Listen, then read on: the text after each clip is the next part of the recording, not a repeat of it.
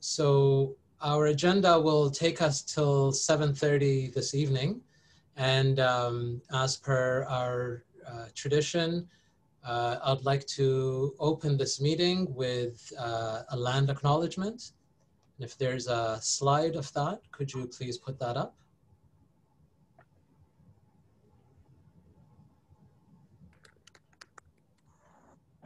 Thank you. So we, Regent Parkers, acknowledge the land we are meeting on is the traditional territory of many nations, including the Mississaugas of the Credit, the Anishinaabeg, the Chippewa, the Haudenosaunee, and the Wendat peoples, and is now home to many diverse First Nations, Inuit, and Métis peoples. We also acknowledge that Toronto is covered by Treaty 13 with the Mississaugas of the Credit. One of the things that we have inherited and learned from the Indigenous brothers and sisters that have been here for time immemorial was a process through which we come together and have community discussions and community decisions. And so many of the elements of what we consider to be democratic process is actually rooted in Indigenous cultures. Today, as co-chairs, myself, Lloyd, our third co-chair, Marlene, who unfortunately for health reasons is not able to join us, wanted to just spend a few minutes to acknowledge our own shortcomings and our failings, in particular at the last meeting. We know that as co-chairs of this process that we are to hold ourselves to a high standard and be the models for how this community that has many forces that try and separate us and divide us, really we are supposed to stand as models of how to come together for the whole neighborhood.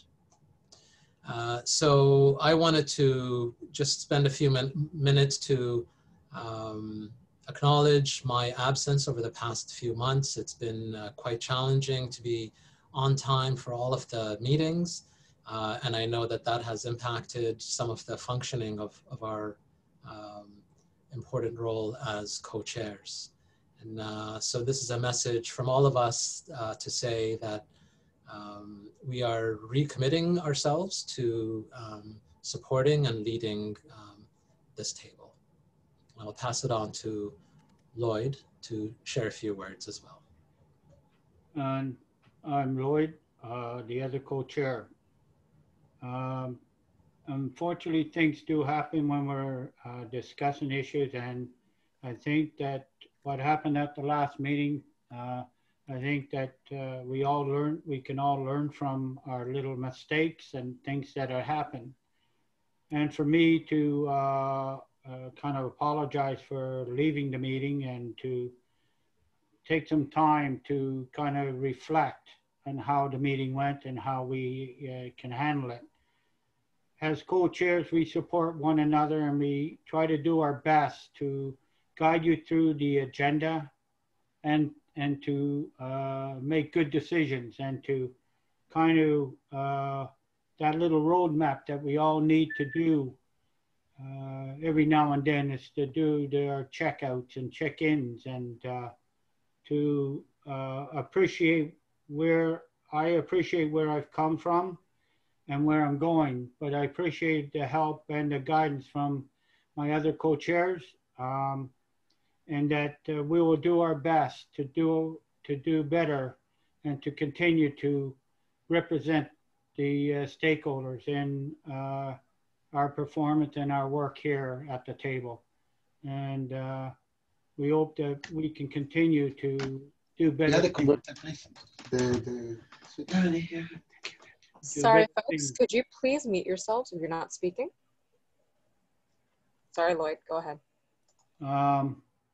That we do have a higher standard to hold, but we also got to respect one another in the issues. And when we're talking that, I think that I found difficult was that people were interrupting me and interrupting others. So I think that when we have a meeting like this with this many people, we do have to respect one another and let each other have a chance to speak. And I think we can get a lot done as long as we continue to do our best and to learn from it and move forward. Thank you. Thank you, Lloyd. And I know we've had several sessions with Marlene, just the co-chairs. Also, the entire planning committee came together to debrief after the last meeting, and so I will just wanted to let you know that Marlene was also very, very regretful of how we ended the last meeting. There was a lot of regret. There was a lot of debriefing and asks for forgiveness and for ways to move forward. She would say those same things again today. And so the three of us, now with some support from Vivian, again, are recommitting ourselves to supporting ourselves in this role and to supporting you all. Thank you. So I know that while Lloyd and I have been speaking with you, Denise and others have been in the back sort of identifying or helping us identify who we are through Zoom. And so we wanted to get a sense tonight of who is in the room, in the Zoom room with us today. Paulos, there's a few people I can't identify, whether they're residents or agencies. If you could check the chat, I'm sending a few of you messages just to figure out who you are. Fatima's iPhone, I can never remember who that is. I think it's Murshida, maybe. Farah, Emad, Christian, Joyce, just a few that I can't find names for, or I can't distinguish. So I'll send messages in the chat if you could just check them so I can help rename. Yeah, also, I'm looking at whether we do have quorum. What do you call it? I've just spoken with Nyan. She will be joining us, and we therefore would have quorum when we're making the decision. If Nyan, I did see Nyan. Nyan just joined us, Ishmael. Okay, good. So we do have quorum then. 3 Toronto Community Housing residents and 3 market residents. And I'm assuming here, just for clarity, on the naming, who's a market and who is TCH. If your naming is accurate, then we do have quorum. Yeah.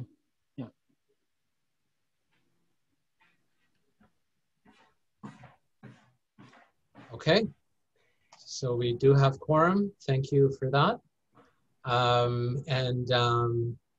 So I think just keep checking the chat line if you need to. And I know that some of the co-hosts will also speak to me or to Lloyd if there's a need to relay a message to the whole group. Okay, so at this point, I think I'd like to pass it back to my co-chair, Lloyd, to introduce the next item. Well, the first item on the agenda is the Evaluation Benchmark Committee framework, and it will be presented by Ines, Paula, and I just forget the young lady's name. Mashida. Yeah. And this will be let me know that they're going to show a couple of frames at a time, and then you will be able to answer or ask questions for clarification. And this is for decision making. So at the end of their process of showing and introducing this, go ahead, Ines, Paula. Mashida. Yep, I'm here. Can you guys hear me? And present. Can you guys hear me? Yeah. Yes. Okay, thanks.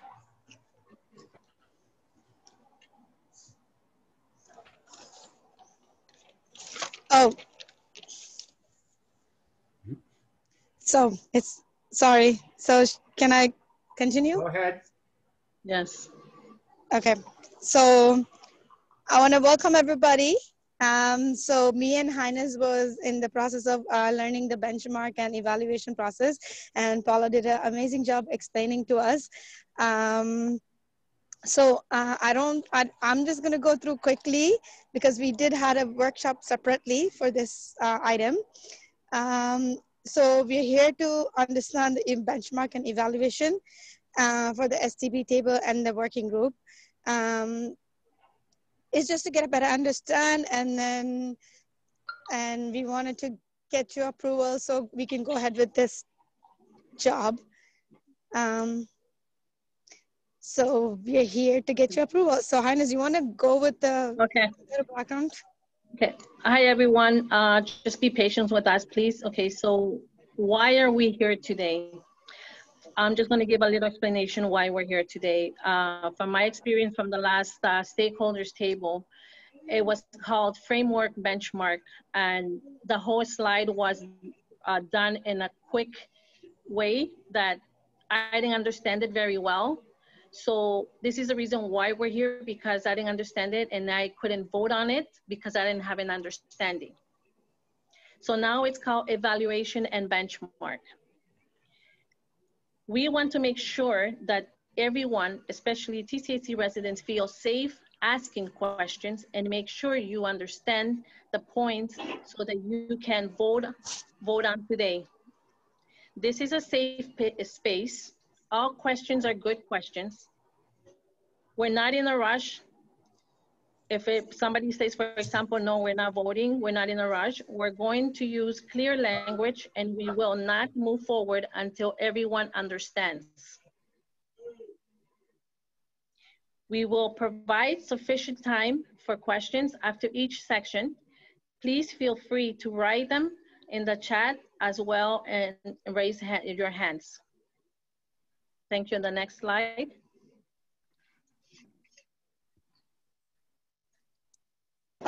So why are we doing the evaluation? I think next slide is done. Sorry, we got the land acknowledgement. I think Paul already did it, so I think we can skip that process.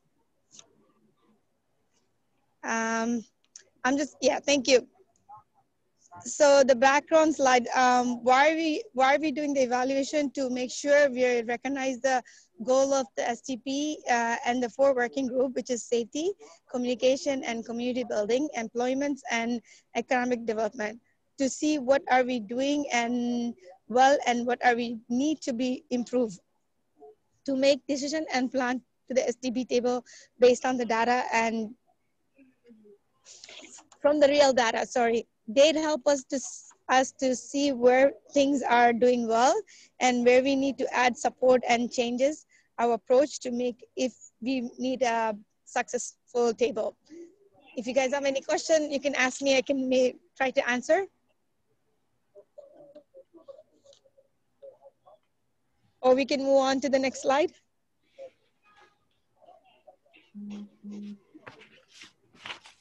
Can I ask that you slow down a bit? Sure. Highness, Yes. you want to continue with the history? Okay, so the next slide, please. Thank you. Okay, so the history is in this slide 4. 13 years ago, there was a social development plan. As you guys know, it was canceled or was put aside because it wasn't working. So we want to make sure to do things different this time. We need to know if we're making progress, what is working well and what needs to change. We also want to be able to show investors, funders, and supporters like the city and others what their investment is helping us to do. Also show residents what we're accomplishing to show their time and support is valuable and what is helping us do. Last fall, the Stakeholders Table met for the first time. We created 3 committees: Planning Committee, Terms of Reference Committee, and Evaluation Benchmark Committee. The Evaluation Benchmark Committee recruits volunteers and the group was formed. The committee looked at different ideas and tools we could use to evaluate the social development plan and combine it into the evaluation process we're going to present today. The members of the committees are myself, Marshida, Marwan, Dini, Diana, Ishmael, and Michael, and Paula. So a little history of this, why we're doing this evaluation is to see from each groups, there will be some resident hired, the TTAC resident or a local hired in our community to see in the groups, how is it that we're doing? Are we reaching our goals? Are we doing what we're supposed to do? Where do we need the support and the help to reach what our goals are? To improve it, where do we need more TCAC residents or more condo owners? That's, as you guys know, in some of the committees, there's not enough TCAC residents. So that's one of our biggest goals, that we need more TCAC residents sitting, and that's why this evaluation, it's been here to help us and support us in a lot of our ways. Will you go to the next slide, please?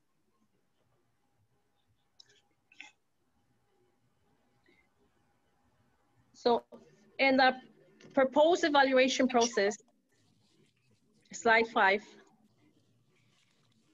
it has six steps. Let's get into the proposed evaluation process. We're proposing 6 steps that will take us from identifying where we are to where we want to go and how to get there.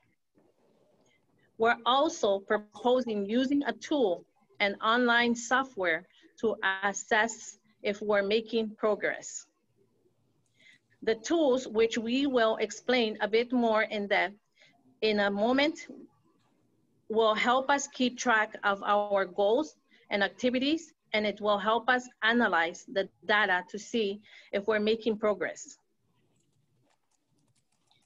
So if anybody has any question, or I can move forward. No one? Okay. So could we go to the next slide, please? Sorry, Yes. Inez. Yes. So does that mean that we don't have to wait till the end of a project to know if we're being successful? Well, I don't think that we have to wait to the end of the project, because like I was saying, that sometimes in like, for example, I'm going to use the safety committee as example. If we get funding and sometimes we reach our goals are too high, are we really, in the real world, are we going to accomplish all those goals that we are setting up? Sometimes when we set too much of our goals, sometimes we fail on those because we don't have enough time to accomplish what is supposed to be done for the whole year. Okay. And right now, because of the pandemic too, everything holds us back. So those are all the little things that we need to set up where we need the help or support. We have to be realistic of how many, like I said, I'm using safety committee, how many workshops are we going to do for the year, once a month or twice a month? Because things happen along the way, and sometimes we cannot accomplish those goals to finish them up in the year. So that's why we're saying the evaluation, it will help us to support of, okay, so we can do this, how do we go about it? I might be stuck and say, okay, guys, I don't know how to do this, how do I go about? So this way, the data will help us saying, okay, this group needs support in here, we need to help them so that way they could do a better the workshop and not go too further out of reaching our goals. Okay, got it. Thank you. Thank you. I think it's slide 6. Okay, so this one here is the tools. First, we want to tell you a little bit about the measurement tools we're proposing. It's called Times, Transformation, Integrated Measurement and Evaluation System. And it was initially created by a local agency, Young Street Mission, to help them assess and measure their own work and to figure out if their work was having an impact in the last 2 years. There's other 2 neighborhoods that are using this data evaluation. York Southwestern and Tyler Massey Oakridge started using that tool under a pilot with the city. So now we're using this, the city funded this to Young Street Mission from the whole SDP to do this work for us to see where is it that we're doing wrong, or what is it we need the help to bring more volunteers into the groups. They're doing this to assess the work of the neighborhood planning tables and grassroots groups in the community. Using Times would mean we use this tool to assess the progress of the SDP, and we would do this by hiring a local resident to collect the data from our working groups and committees, enter into the system and give us reports when we need them. Some of the information that can be collected using this tool is under attendance of TCC and market residents, of residents compared to agencies, of workshop completed. Then we would be able to analyze and compare the data. We would see what is having an impact, what isn't, and what is behind it. Meaning, what is happening in the meetings? How is engagement being done? Who is attending? Who is doing the work? What outcomes are they seeing? Are they accomplishing their goals? For example, that's where, for example, I use the safety committee of the parent conference and YEY that comes from the safety committees. Our workshops, are we doing what it's supposed to be? Are we having enough time to do all the workshops throughout the years?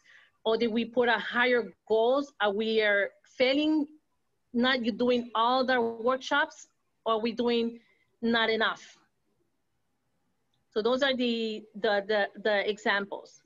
This is the only part of the process, which I'll explain more in the next slide.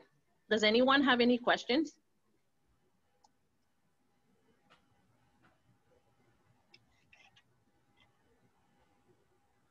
Okay, could we go to the next slide, please?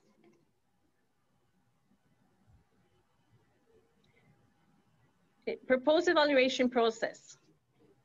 Let me explain the steps in the process.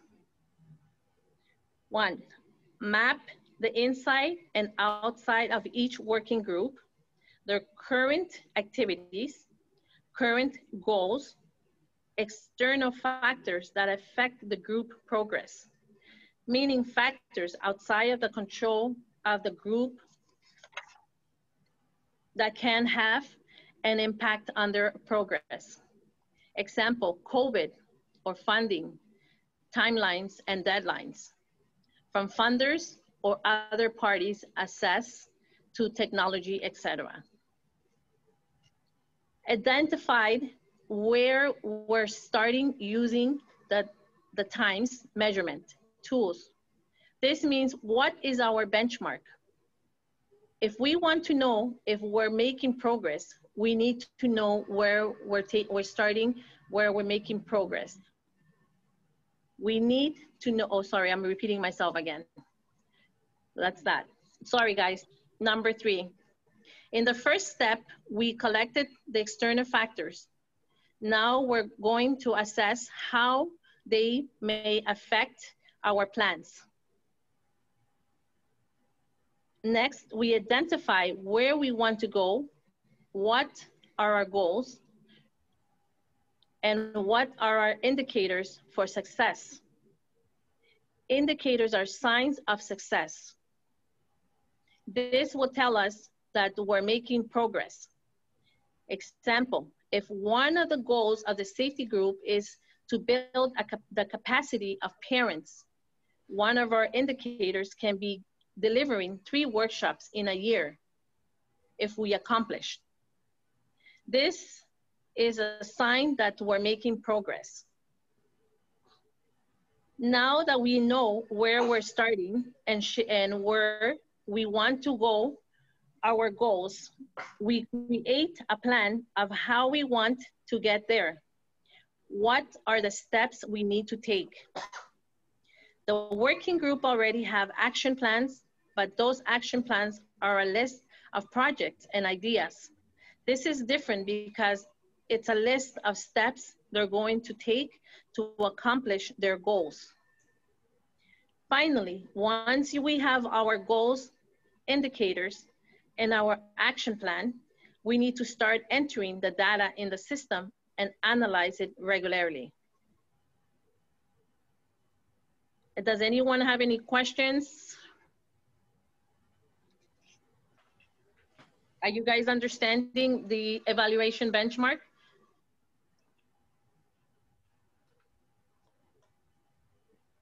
No questions? Everybody understand, Highness? Okay, so Rashida, you're next. Yes.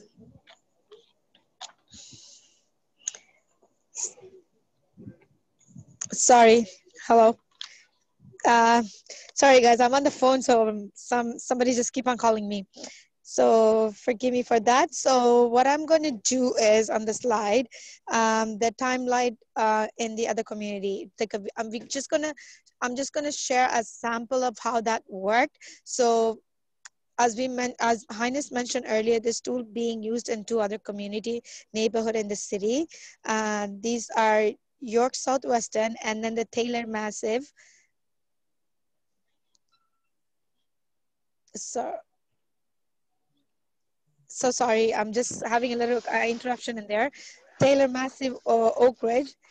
We want to share an example with to your resident, inviting you in one of the neighborhood how they use the tool to help them keep track of their activities and their outcomes. The example in the Taylor Massive Oak Ridge, you can see in their picture here, a group of residents from the name called Beautification Group. They were working on the issue of the time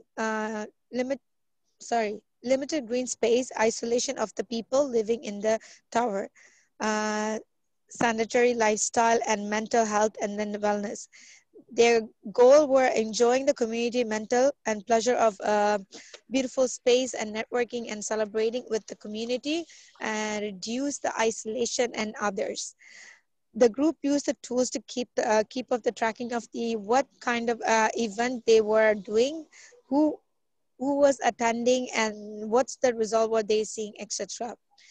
They recorded 6 main activities. Initiative launched 12 committees and volunteer and 159 total participants. Met with the counselor and discussed about the community and safety issue, flower gardening, event, working, and then relaxing together. Walking group networked with the others and safety meeting, focus and group, potluck and picnic and celebration. they had a local resident gathering all the data from these events, and at the end, they took at the result and they found the change in the community, establishing a partnership, confidence, build jobs, and where created health and benefits reported. Skill developed and emerging and leaders and pollinated gardening and others. One thing to note is that this tool is adopted and we can add and remove indicator depending on the working group, so we can track all the importance information for each other's group. Is there any questions?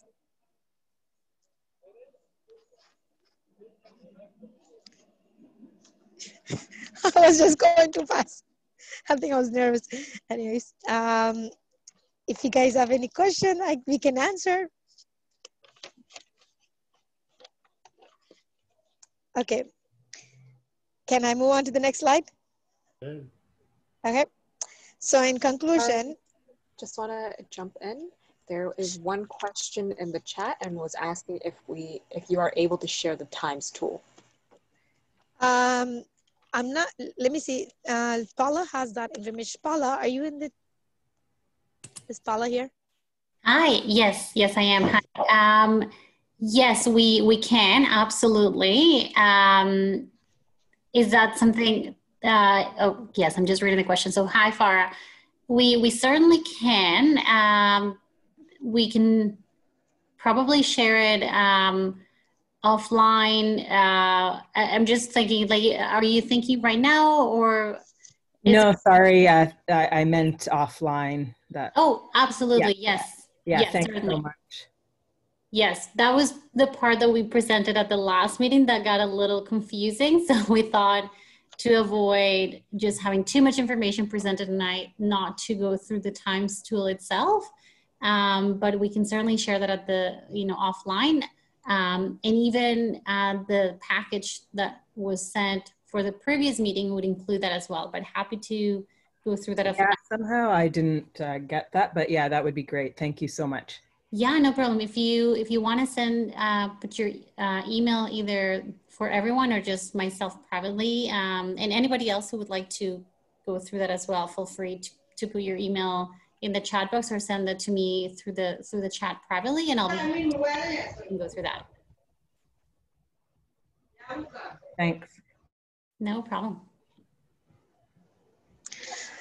So I'm just going to briefly tell what exactly happened throughout the entire process we were doing it. The 6th step will help us, where we are, where we wanted to going, and the tool will help us track what we're doing.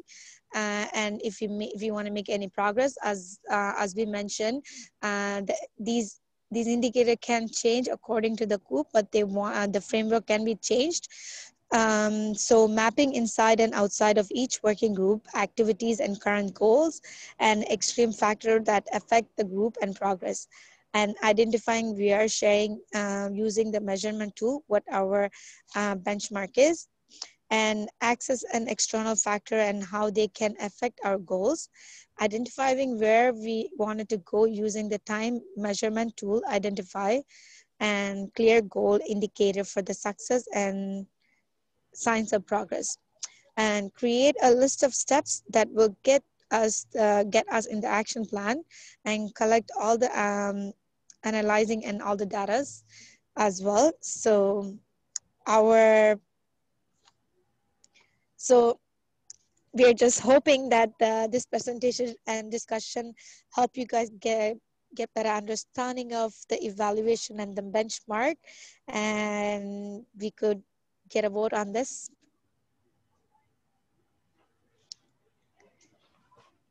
But if you guys have any questions, or let us know, we have from the SDP Table Evaluation Committee, we have myself and Ines, Marwan, Kali, and Dini Peter, Dana Muvandas, and Ismail Afrar, and Michael Rodriguez, and Paula Gracia to ask questions.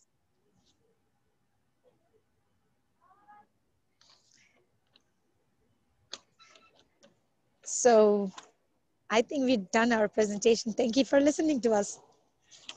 Thank you. Do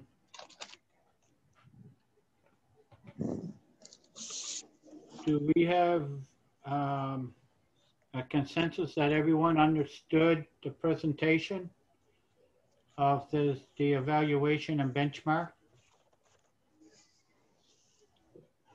We will need to make a decision, discuss for 5 minutes. If anyone has any issues with this, can we put your hands up and let's discuss.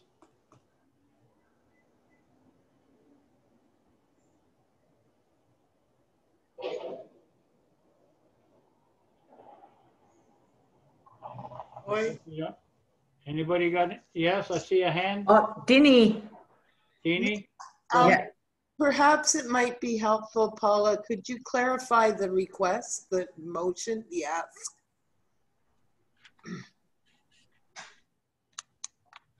Yes, absolutely. Vivian, would you mind going to the slide with the ask?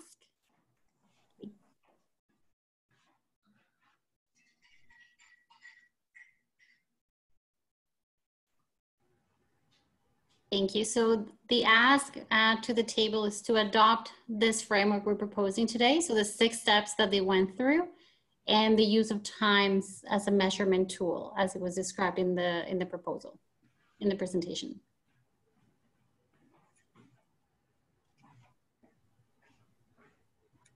Does that make sense? Dini, did you want me to explain anything further? No, I just thought it might be helpful when asking people around discussion if we, clarify what it was we're asking. So you're basically asking so maybe we can leave that slide up. So they're basically asking us to approve the evaluation benchmark that they just went through, to give them the okay to go ahead with this project. And I think it makes it clear that they did a good job of presenting it. It's just that, do we have any discussion on this presentation? If not, I'll turn it over to Paula. I see Inez has her hand up. Yeah. Okay. Okay, so the only reason why we're here to this stage is, like I said before, I wasn't understanding of this. Now I have a better understanding. So Young Street Mission will be hiring a local, but it's priority with TCAC residents in the community. And they will be doing all this data information and putting all the other stuff together to see where we need the support, or where we need the support, and where is it that we need our goals to go through, because it's funders that are giving us money. So we need, I mean, for right now, for me, I will vote yes, because I already understand a lot of this, the evaluation, because I was one of them that did not have no understanding at all. So I'm happy that Paula and the rest of the members did a better translation for me, understanding it, and it took their time for them to explain it to me, because it has to be clear for residents, the language. It's everybody's background is, it's a second language, and there is a way we have to explain to residents how to understand it. And it's not just the language, it's showing like the way we did with, oh my gosh, on the screen to help us. So this is why I took the time on myself to have a better understanding and explaining it better to everyone that didn't understand or are scared sometimes to ask those questions, that this will help us. And we as a TCAC residents, we will benefit out of all this stuff, because there's money coming up and right and left, and we need to do things the proper way for us to understand all this work through all the SDP committee tables. Thank you, guys. Thank you. Hi, Lloyd. I have a quick question. Is that okay if I go? Go 唔好食 ahead. 咁鹹啊，又話血壓高，啲湯又鹹。 We have Henny with their hand up as well. Okay. So Who was that just asked if they can go ahead with a question? Hello, it's J-Man. Ines, thank you for that, and I really appreciate the presentation. I just had a quick question. Is there a current evaluation framework for the SDP currently that exists, or is this something new that you're bringing in to evaluate the SDP? I believe this is new. This was never done in our community of evaluation of all the SDP. Remember, our SDP, it's new too. I mean, it existed back then, but it was shut down. So this is a totally new one. So it hasn't been done evaluation of where we need the support or what is it needs to be done in our community to see what they could help us with. And is it intended that it will evaluate the committees, working groups, and the stakeholder table? Or is it meant to evaluate the initiatives and programs that flow from your amazing work? I think the evaluation is for every committee tables, and it's to see too if TCAC residents are sitting on the tables or private owner agencies. For me, as a TCAC resident, I find that sitting in the committees, it's TCAC residents are the ones that would have, I'm speaking as for me, the TCAC residents, and I've said it many times, that should take the lead on doing things. I'm grateful for all the agencies that are there to support us, but it's residents that need to take more leads and do, so that way in the future, they will have this in their resume and apply for jobs that are coming into our community. And then we'll see where is it that we need the support for ourselves as a resident or anybody who joins in the committees. So that way we see where is it we're doing wrong and where is it we need the support. Thank you for saying that, Ines. Really appreciate it. Great presentation. If I can just remind people to put their hands up, there is a Honey has raised her hand. Raised her hand, and so if you want to ask a question, please raise your hand using the chat, or you can drop your question in the chat. We're monitoring the chat. So next is Honey. Honey has raised her hand. Okay, she can go ahead. Yes. Hi. My question is the benchmark committee. Is that separate from the evaluation committee, or there's one together, both of them? Okay, this bench committee, there wasn't any before, because like I said, from the beginning, when it was the presentation of the framework benchmark, it was too fast. The language wasn't too clear. I didn't understand it. So I asked that I needed clarification and more support of explanation for me in order for TCAC residents to understand more about it. I didn't vote on it from the beginning because, like I said, I didn't understand it. So that's how the little committee came about. Everybody that sits in the committee, they're the one that gave all the help and support that I needed. So they explained it to me in a better way. Okay, thank you. Any other answer? Nope. We got any other questions? Any other? Okay, I'm gonna turn it over to. Sorry, Lloyd, we've got Lula with her hand up. Okay, go ahead, Lula. Hi, everybody. Inez, thank you for that presentation. Just to clarify, for the work to monitor the evaluation, does that come from the working groups, or is it the committee, members of the committee working with the different committee groups, working groups to get that evaluation done? Well,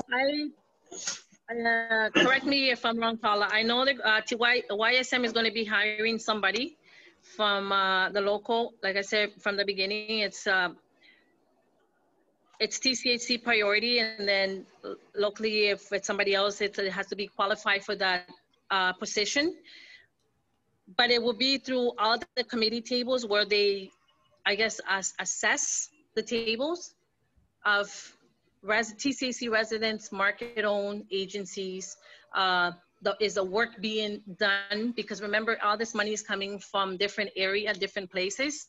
So we are held accountable for all that we need to, what we said, what we're gonna do, and those things need to be done, because that's why we're getting those money. So we need to see, are we doing the work? Are we getting enough of the residents' involvement? Are agencies giving us the support? Because it's all of us working together. It's not just TCC or private owner, it's all of us working and hand in hand in order to accomplish all the work that we set up our goals. Thanks for clarifying. Thank you.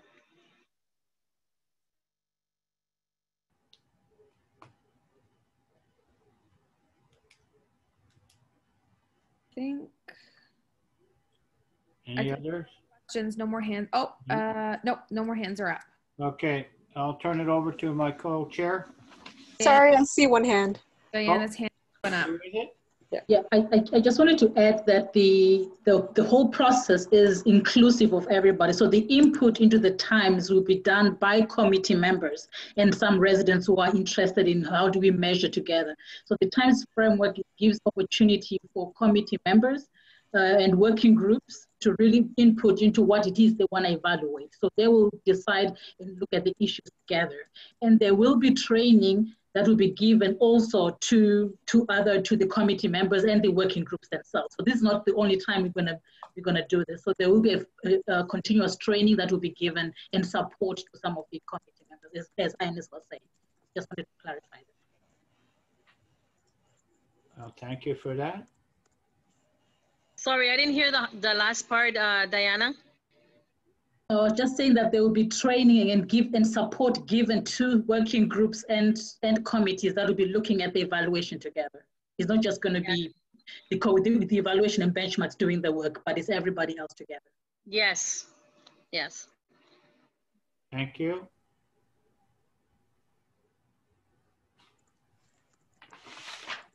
Okay, it sounds like we're ready for a decision. If all the questions that needed to be asked have been asked. Thank you again to Murshida and Inez for helping us with some clear language and examples. So I'm wondering at this point whether we can check for just residents to confirm whether the residents that are present in the meeting today are in support of, if we have a clear majority in support of or a clear majority against. And if we do have a majority, then we will proceed directly to the full group voting process. If we don't have the majority of residents present tonight supporting the ask or the motion to adopt the evaluation framework, then the work group, the Evaluation and Benchmarks Committee may have a little bit more discussion today and plan a different approach. Paulos, yes, Ismail here. I think if we have a consensus right now and there's nobody objecting, we don't have to have a vote. But if there is an issue or someone has a challenge, then we can go to the voting process. But I do believe that we have consensus that no one has made an opposition. So at this point, should we be checking for consensus across the whole table before checking with residents? Yes, so my understanding is that we asked all the stakeholders, both residents and stakeholders, if they have issues or concerns. And if there is no issue or concerns, then we have an agreement. We don't have to vote. But if there's issues or concerns, then we have to do the decision-making process. That's my understanding. Thank you. All right, if that's, thank you for that clarification, Ismail. So at this point, I'd like to check for consensus. And so if you can, again, in order to demonstrate where you stand, you will, what do we use the raise hand? So the way I would put it is, does anyone have concerns or issues? Please raise your hand. If there is no one who has concerns, then the item would pass. So I will ask everyone present today then, if you have any concerns with the presentation and the ask from the Evaluation and Benchmark Committee.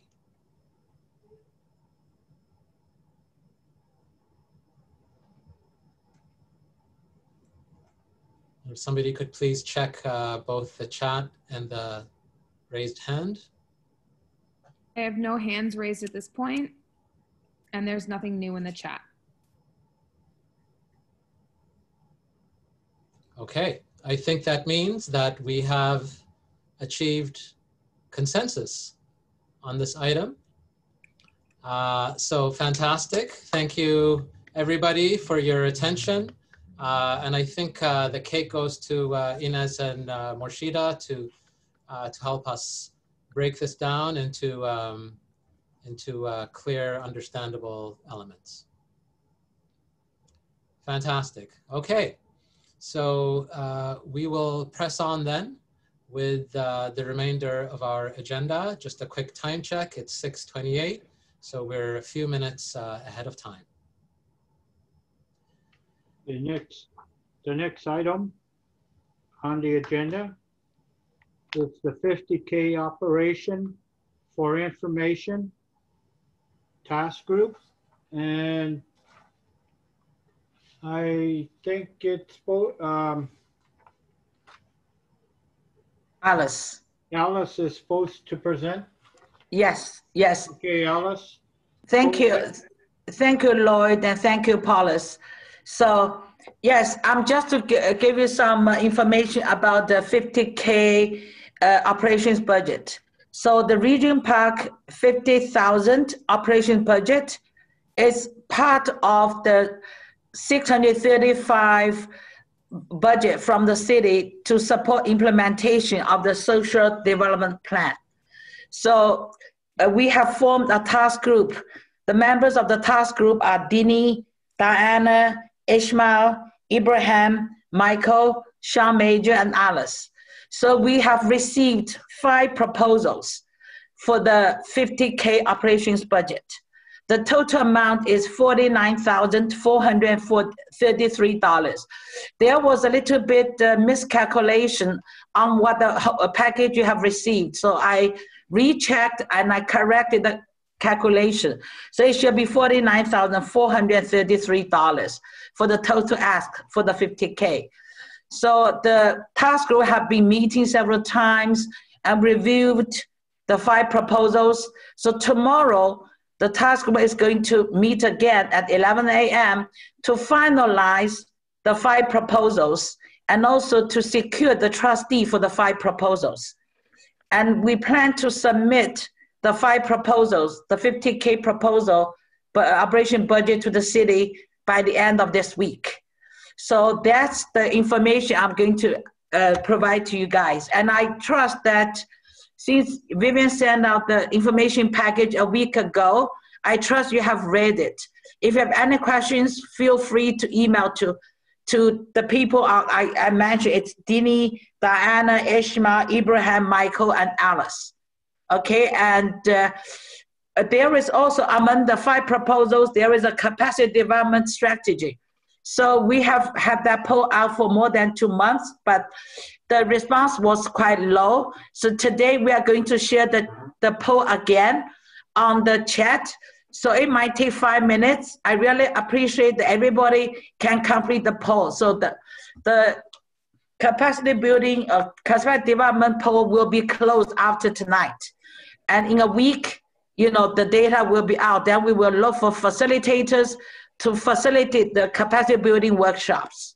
Thank you so much. Vivian, can you please put on the poll? Yep, I can put it in the chat right now.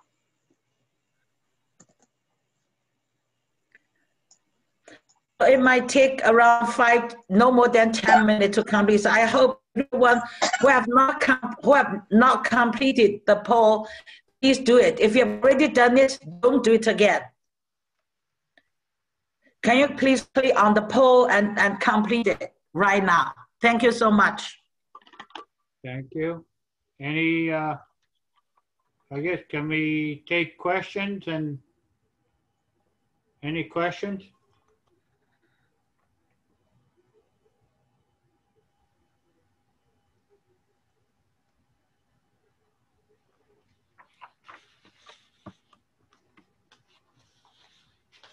Okay. Nobody has their hands raised at this point. Okay. So that means we can move on to the next item?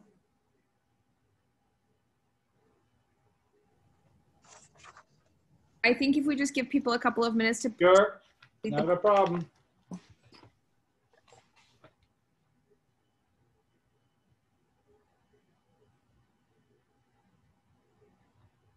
Ibrahim here. Can you guys hear me?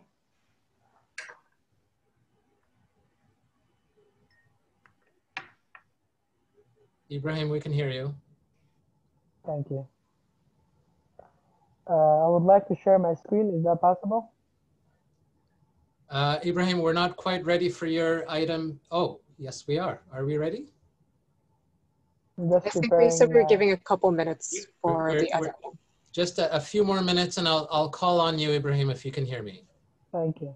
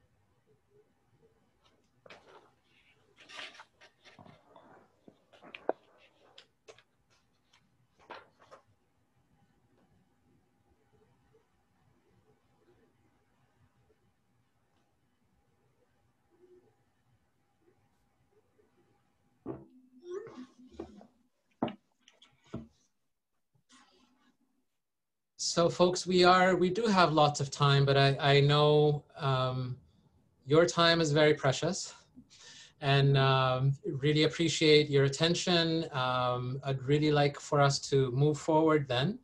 It looks like we're likely to end quite early this evening, which I hope you all do appreciate. So Paulo, sorry to jump in, it's Alice. Yes, so Alice. I saw there is a question on the chat. What if people have voted on the poll already? So people have already completed the poll, don't do it again today. Only for people who did not have a chance to complete the poll, please do complete today. Because after tonight, the poll is going to be closed. Thank you so much. Thank you, Paulos. No problem. And Alice, can you confirm again, is this for only residents to complete the poll? No, it's for the stakeholders table, for the working groups and all committee members. Are you saying the word? I'm sorry, honey. Sorry. If you can repeat your question, honey. I think she was talking. Sorry. Yeah, sorry, guys. No problem. Okay.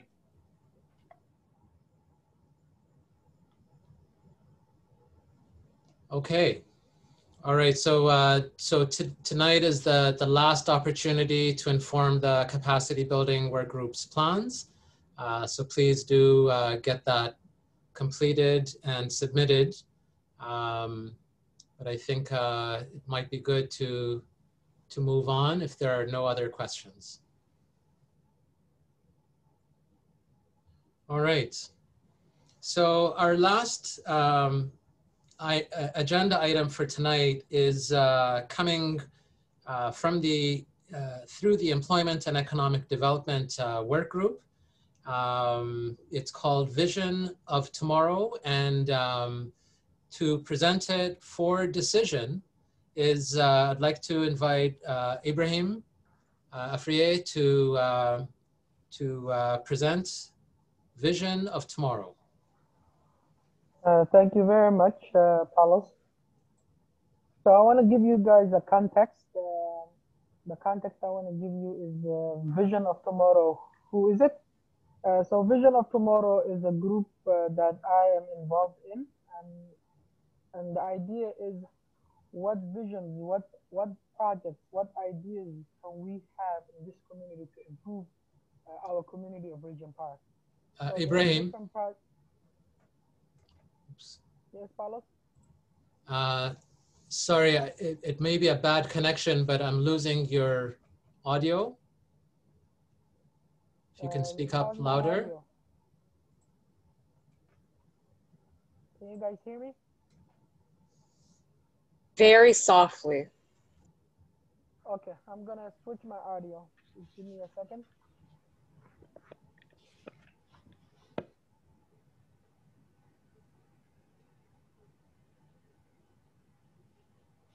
How about now? Much better. Thank you.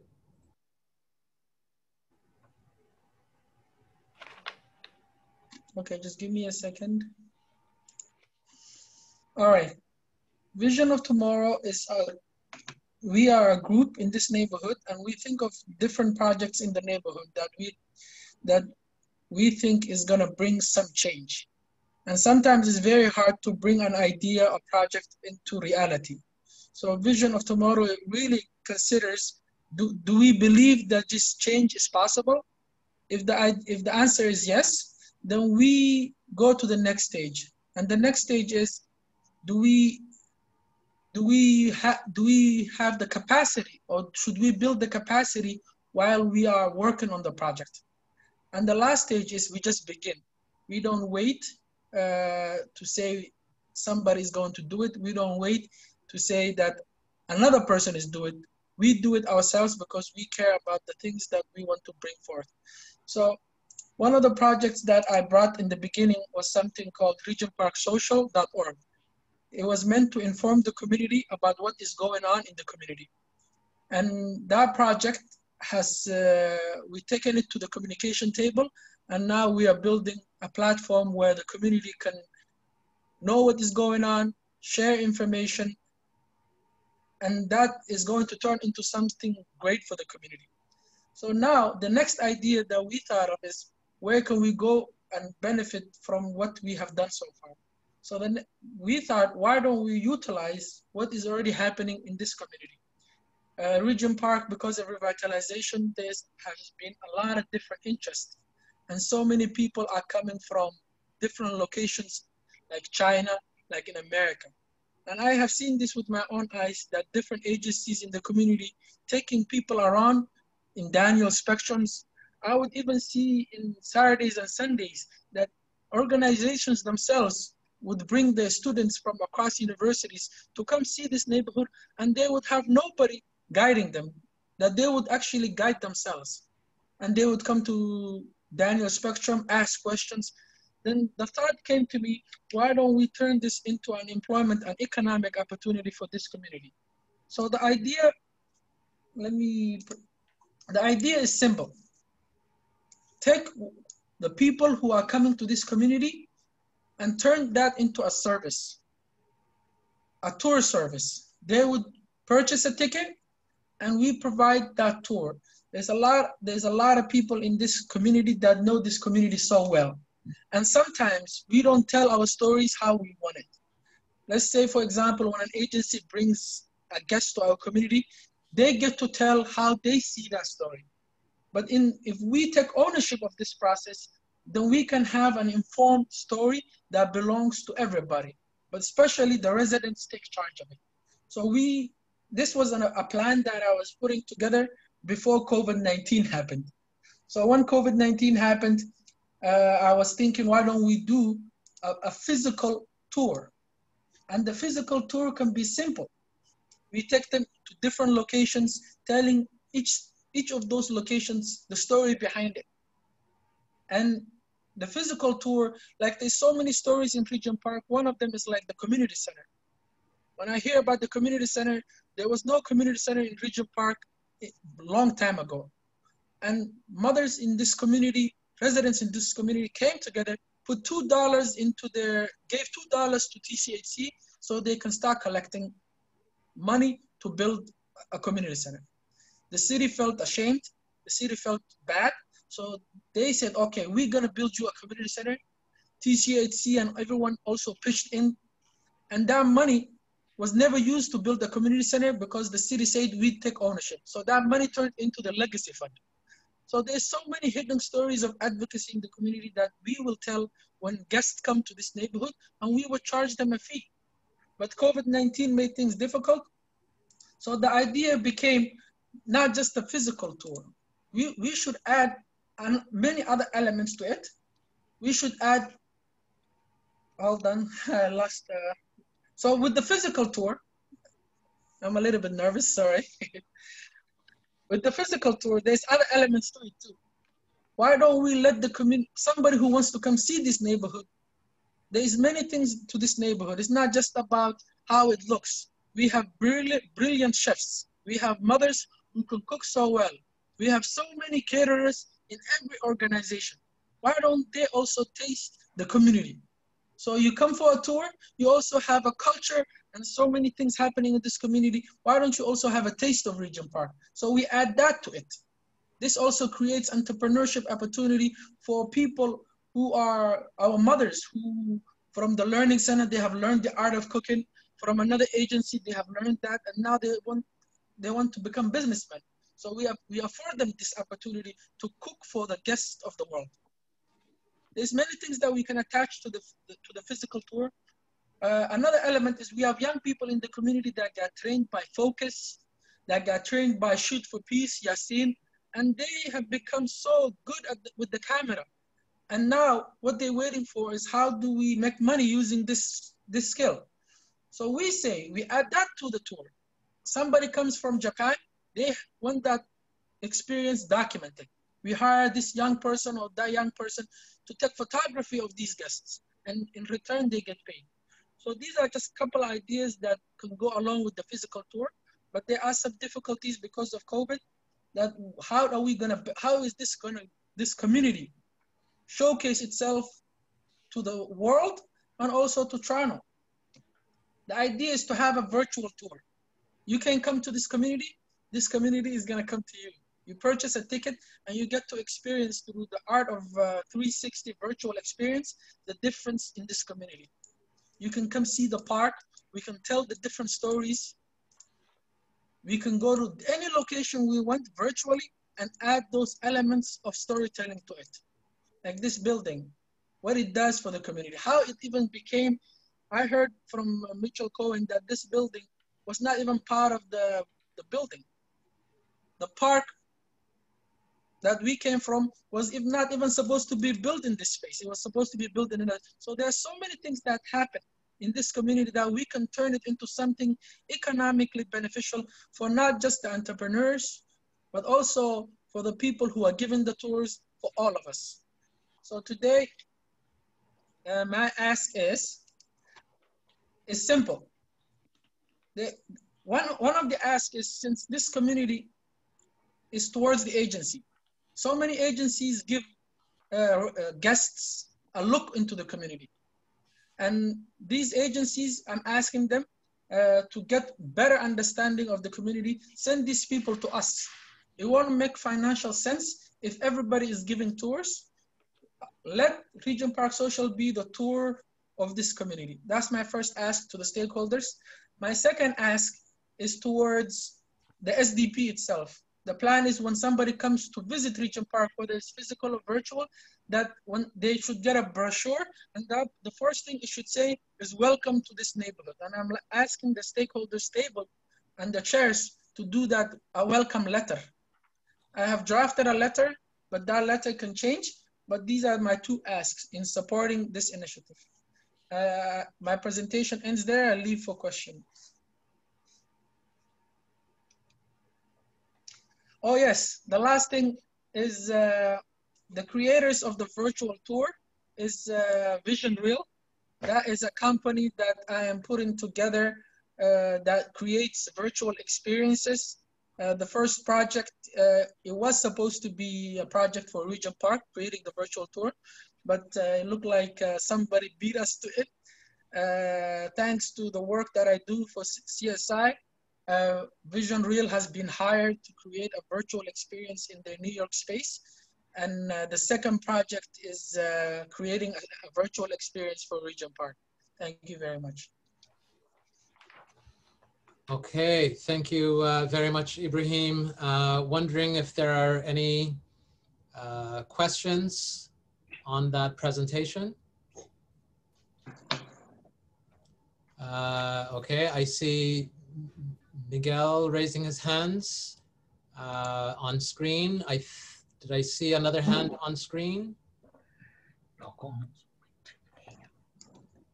Miguel, if you can ask your question, and I'd encourage folks to either raise hand using the Zoom function or drop your question in the chat. Hi, Ibrahim, good work. I remember you proposing this before COVID-19 as a way to generate money, cash for our young entrepreneurs. Remember that I mentioned to you about 246 Sackville Street, the heat and water generation for all Regent Park? You know, that they have an incredible engineering project that is out of this world, and it will be interesting to bring visitors to see how this facility runs that provides heat and cold generation for all of the buildings. So this question is for all the TCHC staff that they can perhaps give us an answer. So how we can get this up as part of the tour, we will be wonderful to showcase to the world, Regent Park, our heating and cooling generation station, which is out of this world. Thank you. Thank you, Miguel. Okay, you're welcome. Hi, Miguel. I'm happy to take the question. My name is Javan Courtney. I worked in Regent Park briefly a few years ago. I'm one of the revitalization managers. I'm attending this meeting just so that there's continuity from TCHC from an SDP perspective while we recruit for Sean Major. You're right. The power plant that's in Regent Park is actually an amazing thing to look at, and I think it would add a lot of value to the tour. It's something that we can take back and ask. The only thing I would sort of flag with the group is that power station would likely require pulling staff attention away from generating power and those sorts of pieces to ensure that there is a safe experience for folks that are touring. So there may be a implication there. So because of that, it's potential that won't be an option, but happy to take that back and ensure there is a report back at the next meeting. Javin, there is an opportunity to document these places virtually also, not physically. Yeah, I just want to take Miguel's question here. Yes. So Miguel just wants us to look into that, and then that's something that we can look into and bring back and answer next meeting. Sounds good. Okay, thank you. Thank you, Javan. Thank you, Miguel. You're welcome.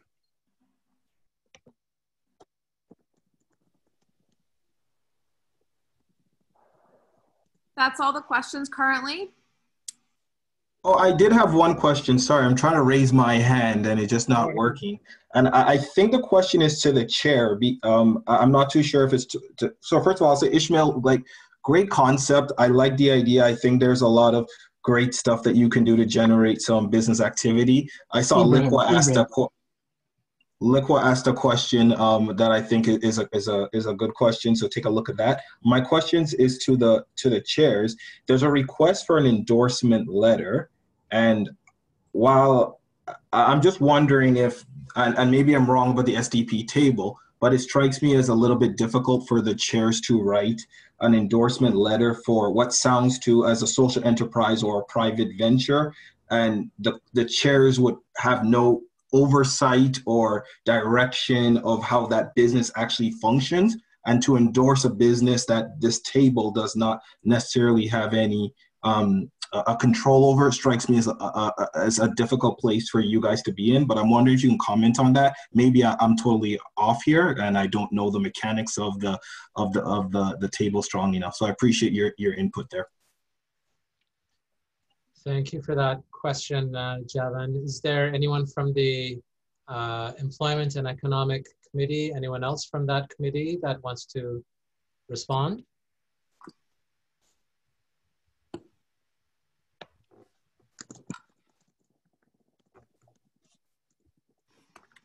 I can try to answer that. Paulos, did you say someone from the employment group could speak about this? Yeah, I think, yes, please. Yes, of course. So in the past, great question, Javan. In the past, there have been projects that have been brought to the stakeholders table for an endorsement, seeing that the SDP is currently having a lot of, there's a lot of weight to the SDP, and there's a lot that's coming out of the SDP connected to each of the working groups. So many of the grassroots groups represented here tonight have come to the SDP for support and for endorsement, just to show that the SDP has supported this project. Ibrahim also mentioned the website he had previously created and how he ended up bringing that to the communications table and ended up actually merging that with another platform. So the idea is that grassroots groups are able to come to the stakeholders table and find support here and find an endorsement from the table, just to show that they are connected to the larger ecosystem of networks in Regent Park, and that they're not working on their own, that they're not just doing that, any projects, you know, just on their own without seeking support, collaboration, partnerships across the neighborhoods through the SDP. So I think you raised a very good point. So it could be a matter of, you know, just thinking maybe the wording, how it could be worded, how an endorsement could be, how it could be worded so that it shows that they have no oversight over what actually goes on within the project, but that they are in support of this project and that it's been brought to the table and that the table as a whole supports it. Thank you for that explanation, Paula. Really appreciate it. My pleasure.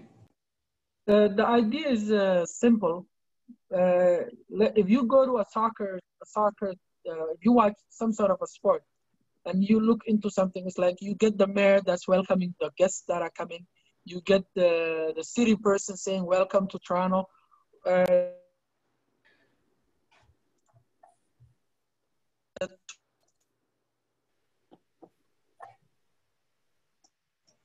You're muted, Ibrahim. Sorry about that. I got a phone call. I'm using my phone as an audio. So I wanted people who come from different locations to be welcomed by our tables. One of the tables that I'm asking for also endorsement and a letter of welcome is the RPNA. So if I get a letter from RPNA saying welcome to the neighborhood, and I get the of support that this is something that is it's connected to the community, is for the community, and how this will be structured later on is most likely going to be a non-profit or some sort of like that. It's not for me to make money out of it. It's for the community to benefit from it. And there are other I'm an entrepreneur. There are other ways that I am trying to seek financial gain, which are small projects like creating the virtual tour itself is a business that I'm making.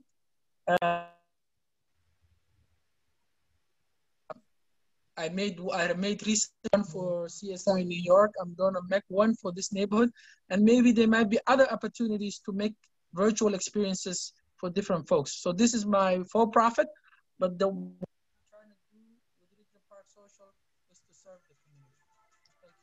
Okay, Ibrahim, your audio continues to cut out, but I think we're starting to get some sense that this request today is not the be-all and end-all for developing this concept. As I understand it, this is really to get that endorsement and to get this letter is a way of, I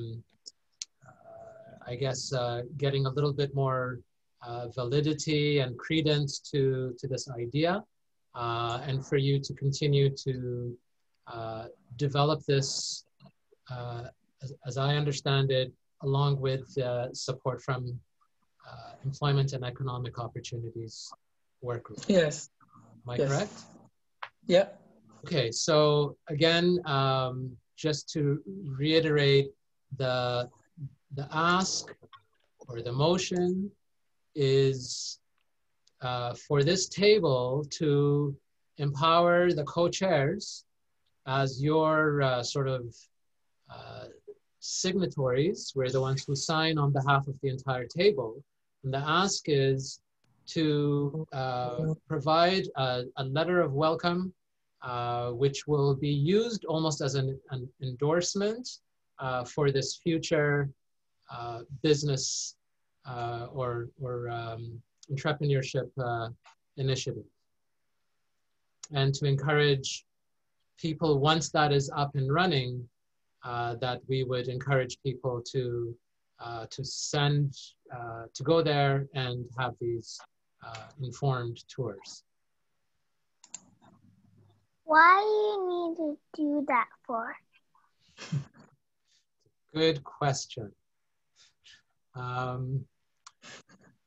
So, Ibrahim, do you have an answer? I think it's really to convince people that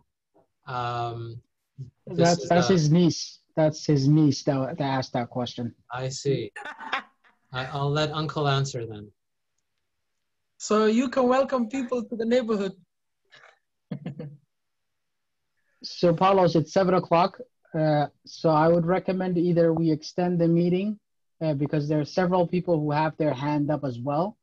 Whether we need to extend by 10 minutes, that's the chair's decisions. We have a few people who have. I understood that our schedule is to end this meeting at 7:30. Is that correct? Yeah. Yes. Oh, okay. Apologies. I got the times wrong then. Okay. Continue. Okay. And if I will come back if within 10 minutes we're not able to get through this vote, then I will come back and ask for a little extra time. There's a start. Chat. Will you connect with other agencies who do their own tours for funding purposes? From Diana.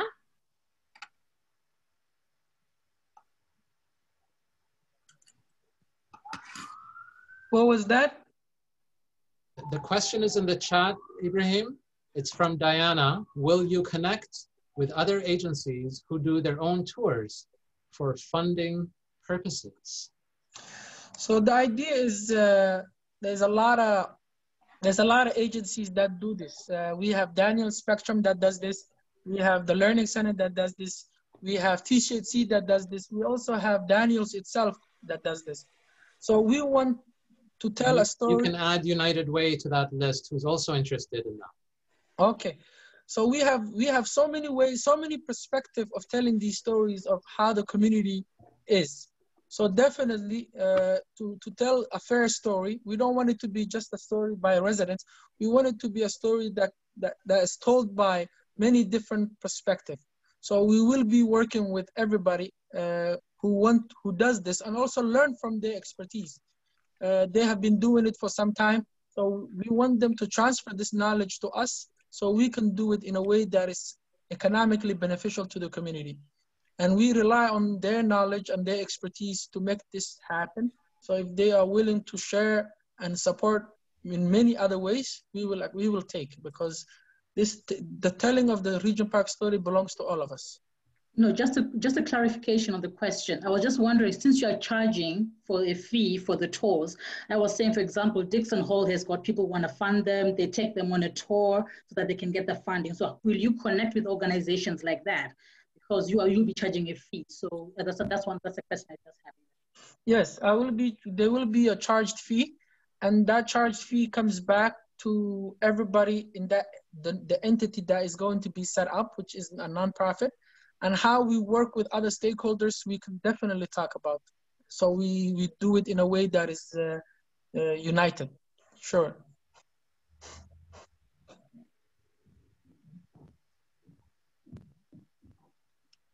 All right, there are other questions. Just to clarify, I see a question from some, let me go, Neon asks, how much are you charging for your offerings? I'm assuming this question is about the future tours. So the idea is, right now, there are estimates that I have in my head. There are estimates that I'm putting. So for one individual ticket, $41, people save money if they come as a group. And for a private tour, all this information is actually up. And if somebody wants to see this community right now, they can actually come see it through Regent Park Social. So go to Regent Park Social, go to members and tours, and you can see the breakdown of what we are thinking of. Okay, I see a question from Adonis. What is the relationship between the for-profit group VR 360 and Vision of Tomorrow? Do they share the profit? No. So Vision of Tomorrow is this is the mother of all these projects. So any ideas we thinking of that we think was going to benefit the community, Vision of Tomorrow believes that it can happen. It begins the project and it builds capacity as it goes. That's the umbrella that this is, like Regent Park Social is one of the projects that came from Vision of Tomorrow. The one who creates the virtual experience, this company at the end, this one is a profit company where it's going to create the virtual experience itself. Let's say CSI wants their space to be virtually photographed. I will do that and create a custom tour behind it. So this it creates the content, this company. But the tour itself and the physical tour and that belongs to Regent Park Social. And if anybody wants more information, and I'm happy to speak to them, like Adonis and everyone else who knows me, I'm willing to showcase it more.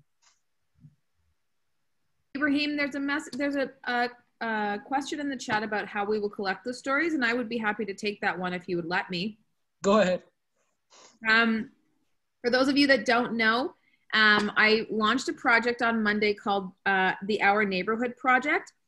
And it's a series of kits that the community can do together to strengthen the community. If you haven't checked it out, I've just put the link in the chat. Everyone, Everyday TO, socialinnovation.org. And one of the kits that we've designed, that's co-designed between myself, Ibrahim, Fatima from Daniels, Mary Henkelman from RPNA, is the idea of putting together a task force of folks in the community that can actually gather stories from agencies, from residents, from the archives, from the histories of the community, from Daniels, from all of those people, and start to put together a real fulsome grouping of stories about the different aspects of this community. And we would very much encourage you, if this is of interest to you, we would very much encourage you to sign up for the Everyone Everyday TO Our Neighborhood Project, but also for the Our Neighborhood Stories kit in particular. There's a lot of interest in having a community tour done, especially with the UN Habitat Pavilion moving into the community. Daniels has an interest in this. Artscape has an interest in this. CSI has an interest in this. And Ibrahim is doing a fantastic job of pulling it all together. So the stories will hopefully come from across the neighborhood. And we're hoping to put together, like I said, a task force of people that will work with Ibrahim and Mary Henkelman. Mary Henkelman has already started to gather some stories from residents in the community and really harvest and gather as many of the stories of the community as we possibly can, like I said, from different residents, from different agencies, from the archives, to really paint a really great picture of the community. So please check out that link. It's in the chat, and Ibrahim or myself can talk to you more about that.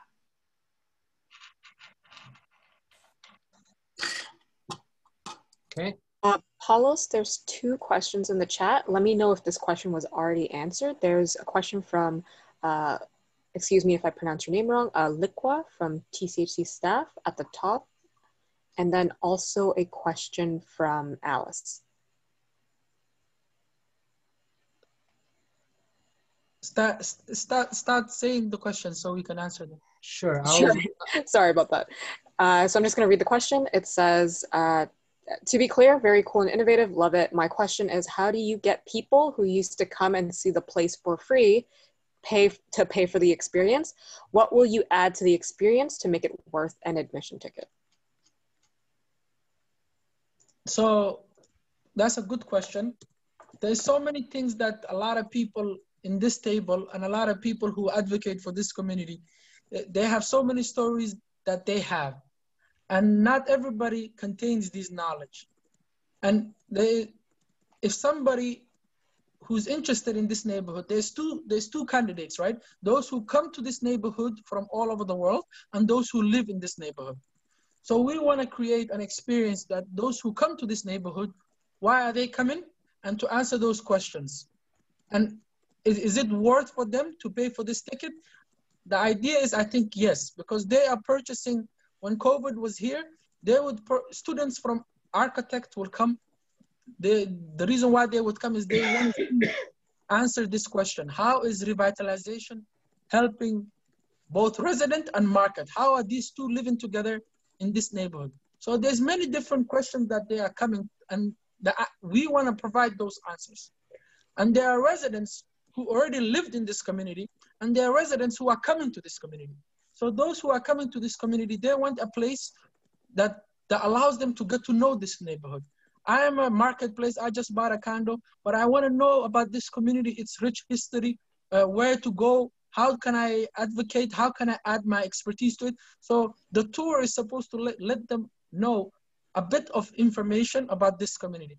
And the residents who lived here, I call them the resource people. They know the stories. So we want them to tell those stories that nobody knows. There's a story about, let's say in 230 Sackville, there's a food bank there. That mother, when she advocated for that space, I was there. I couldn't believe it. In 230 Sackville, the food bank was not in there. It got built right in front of my face. How did she do that? So there is many elements for the people who live in this neighborhood and who cannot, let's say, afford to take the tour. Of course, we're not mean. We want things to be accessible to everybody, and we would make them available to people who live in the community and who cannot afford. Of course, they can come see the tour, and all this will be figured out how to monetize it and who to monetize it to. And like Denise said, the United Nations is coming to Regent Park, and they are bringing also a lot of different people around the world. So, yeah. Next question, please. So the next question was from Alice in the chat. It says, who are the members of Vision of Tomorrow? So Vision of Tomorrow, it fluctuates. What it really is if me and some of my friends. And sometimes some of my friends, they're interested in certain topics, and some of them are interested in other. So if I'm honest with you, is Vision of Tomorrow is my brain and all the things I feel like this community can bring change into. And for each project, I try to find allies who want to do the project with me. And sometimes there is no allyship, so I push for it on my own.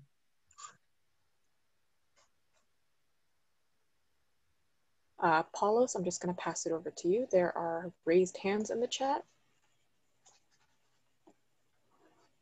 We have Adonis, Ines, Liqua, Miguel, and Sugar. Wow. Okay. So it is 10 after 7. There seems to be lots of interest in this piece, Ibrahim, and the more you speak, I think the more questions it generates. So can we get a consensus, see, answer those questions that people who say no to the project? So there's a request to test for consensus. So we can do that to determine whether there's consensus. Ishmael here. I think we have to finish the question session before we rush to a decision.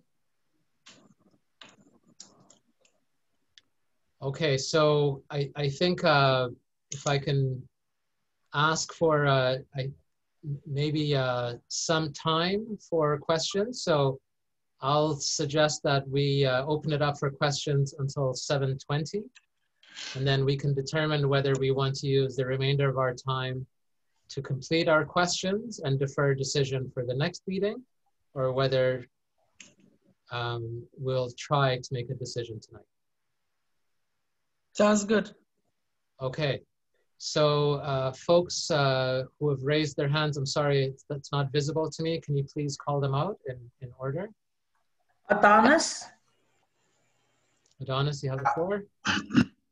I just have a comment really that Focus has been archiving a lot of work visually and audibly over the years and over 30 years of work. And it'd be good to see some of those, like you talk about the community center, or you talk about the Peace Garden, or you talk about like things that happened 10 years ago that we have footage about. It would be good to see them archived, are shown in the virtual tour and things like that. And also don't forget Focus as a hub with a radio station and TV station as part of the tour. And we do get tours all the time, so we'd be happy to pass them along. Sounds good. Thank you, Adonis. Next. Ines? Ines, you have the floor. If you can unmute yourself. Okay, so my question is, I mean, I spoke to Ibrahim. It's great that he's doing this, but you said it's for, you're going to be, I don't know, hiring or taking residents to help you with the guide, and they get paid for that? Yes. Okay, that's why I mean, I'm happy you're doing this. It's, like I said to you, it's a lot of history with residents in the community that know a lot. There's some that know deeper in the tours and stuff. And like Adonis said too about talking about this other one, even about the residents that collected $2 for many years that built that old community center. Very true. Thank you. Thank you, Ines. Next, Likwa. Hey, Ibrahim, I think great idea, wonderful concept. I'm piggybacking on something Sugar said in the chat about ways to showcase the young people in Regent Park as well, to get them involved, whether as the residents will be supporting the tours in some way, shape or form, employment opportunities, that's really critical. One piece for the SDP table, stakeholders table, for the co-chairs, if you are doing this letter sort of as an endorsement, just be mindful that there will be other opportunities where people will come. So your criteria just needs to be defensible at all times. Like if you're saying yes today, if you ever say no to anybody else, they're going to want to know why you said no to them. So just be mindful of that. But in terms of the idea, the concept, I think I can't speak for everybody else, but something which is going to be putting residents first, putting money in residents' pockets, instead of just having them as fish in a bowl that people come and look at, but they're actually participating. I think that's a good initiative. Thank you, Likwa, and your wise words are really for the whole table. With regards to the implications of saying yes now and being prepared to have some defensible criteria, because again, we would only sign on behalf of all of you.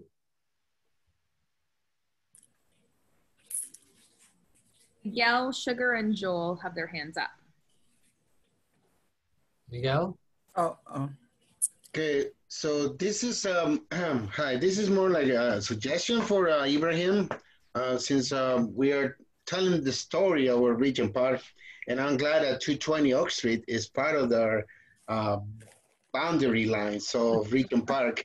So, you know, we have an amazing indoor pool, as you know it, 220 Oak Street, and this can be part of the touring before it goes out in the smoke. Probably you're not aware, my building is going to undergo a revitalization, our own revitalization of the 220 Oak Street.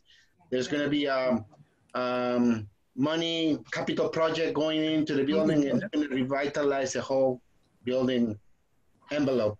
So I wonder, can we ensure that perhaps before it goes away, the indoor pool, because this is part of the history of Regent Park.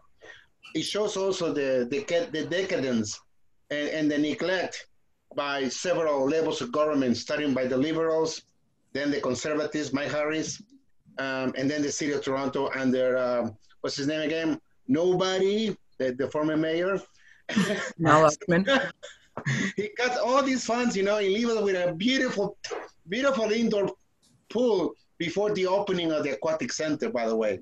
Long before the aquatic center, we have a specialized water therapy pool for people with mobility issues. And this has to be part of the history. I believe, deep in my heart, I believe that has to be embedded in the history. Thank you, Miguel. Thank you. Definitely, Miguel. Let's talk later. Yeah.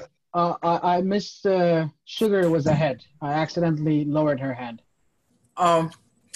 So I was just I just want to comment on this. I think it's a great initiative, I think, and you know, really to draw in young people, and you know, to kind of focus, you know, a positive light on our young people in Regent Park. I mean, we have, you know, Yaya, who's, you know, one of our rappers from Regent Park, and a lot of people, you know, have been, you know, always wanted to come down to Regent Park to, you know, see where he came from and where he lived.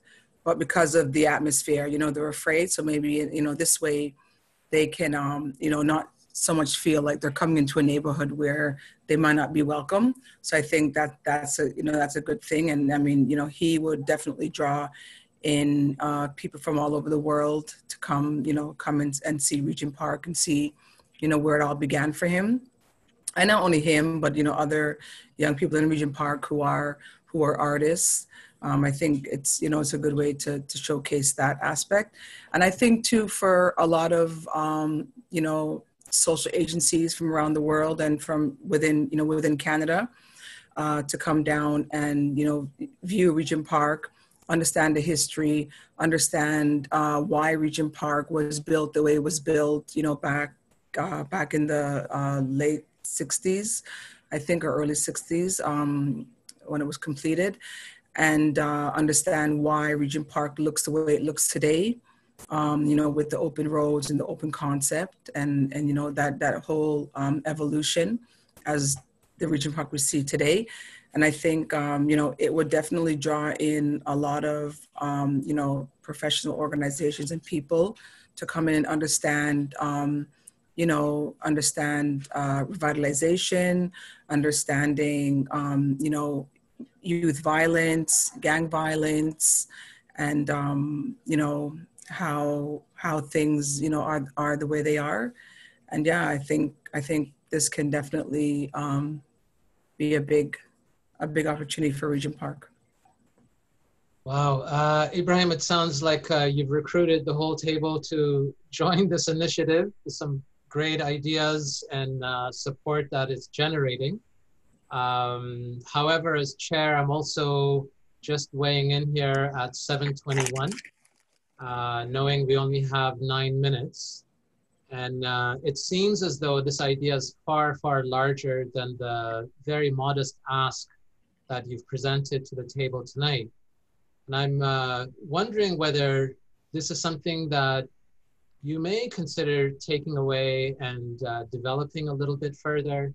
and have a little bit more of a more core support or ask of this group, because it sounds like this vision is catching fire here. Yes, I always like to say that what I am asking from the table is a symbolic gesture, but the work and roots behind it is going to be many hours on the ground, collecting these stories, volunteering. Is something that I feel is going to give back to this community, and a lot of people share that. And there's so many hours that is left organizing it, making sure that this small seed of vision turns into something, a fruit that the whole community can partake. And it begins with exactly here. It begins with the leadership saying go ahead and letting the project grow. So your symbolic gesture means a lot, and that's what it's like one signature, but it means a lot of work that is coming. And there is, I've been working on this almost 6 months with other partners in the community, and if more partners and more organizations, because this is the story of this whole community, so the project definitely will involve so many people. But for tonight, that symbolic gesture is what I'm asking from this table. Okay, I believe we've gone through our questions. Joe has a hand. Oh, somebody else has a hand up? Joe. Go ahead, Joe. If you have a question, Joe. Yeah, I think the question I had was just actually I think it's been answered. It's just would Ibrahim be willing to work together with folks on the text of the letter? And I think he already said that he would. So. And Moa has his hand up as well. I wonder if it makes sense for the letter to be written and to have it approved once it's written. That might be the sort of next step. There is a letter in the info package, but there's a first step. Maybe I would take it as a draft. Yeah, it's meant to showcase something, but that content, whatever is appropriate in welcoming somebody, is what is supposed to meant to do. Yeah, I just have a comment to say. I feel like, Ibrahim, thank you so much for the presentation. I think this is a wonderful idea. I know as somebody you've presented before, so I did love this idea. But I just wanted to add on to what was said earlier about, Regent Park having a very rich history. I feel like over the past couple of decades, Regent Park has been seen under a negative lens. And I think there's an opportunity to showcase, how we've bounced back and we've emerged into such a positive and contributing community.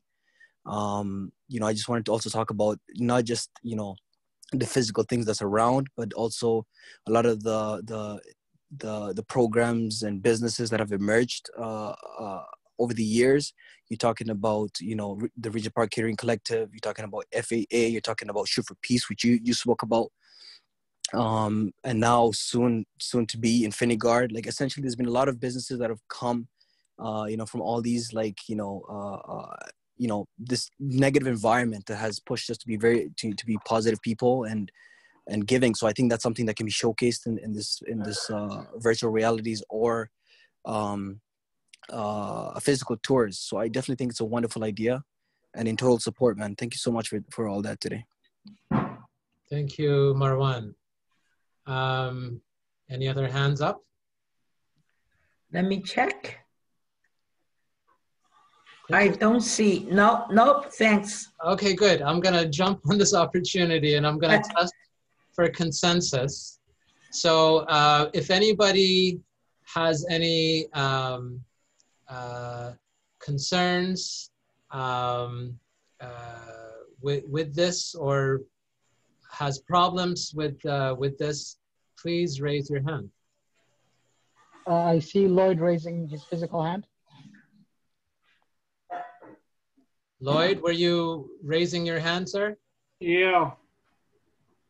I think, if we say yes to this one, and and then we have other people that come and want us to give them a letter, is, you know, and we say no to them, they're gonna, it just, when it was brought up earlier, that's why I was sitting and thinking, you know, like, does he need an answer by tonight?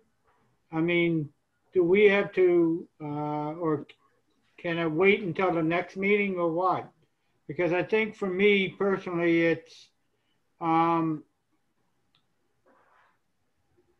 where I think about if we say yes to him, then we're going to have to say yes to anybody else that comes to the table looking for a letter. And if we turn them down, then we're going to have to explain why we're doing it. I think, are we willing as chairs and as a stakeholders table to take the brunt of whatever happens if we turn somebody down? I think it's a great thing that he's doing, but we also got to really think positive and think hard on this, because it's a great thing for Regent Park and a great, you know, thing to be doing. But if we do it for one, that means we're going to have to do it for them all. Well, that's assuming that there are others who are interested in the same exact process.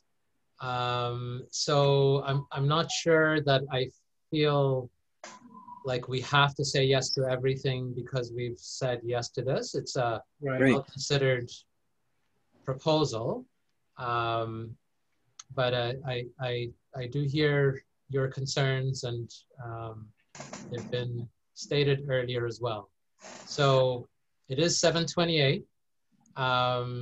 If there is consensus, then I think we can move forward. If there is no consensus, I would suggest perhaps that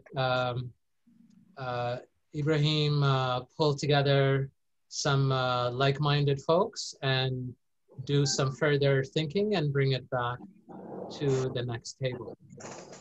Paulos, Ishmael here. If there is no consensus, then we go to the voting process. And that would mean that you would have to give me and Denise and other people an opportunity to count the vote.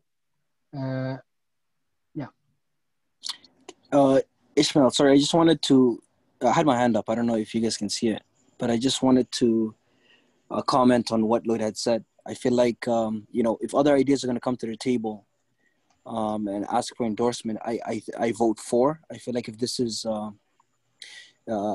going to, you know, break the gates and encourage others to come forward with ideas, I think the reason why I'm saying yes to this idea, I think because of the community benefit. I think that's one of the big pieces that that has, you know, made my decision. So Lloyd, to answer your question, I don't think that's a bad thing. You know, people coming into the table and asking to endorse ideas. I think if anything, you know, we should be, you know, we should be rooting for that. The whole idea is to, you know, enhance the residents, to help them, you know, and the state, this place, I think it should be the place where we support these ideas and yeah.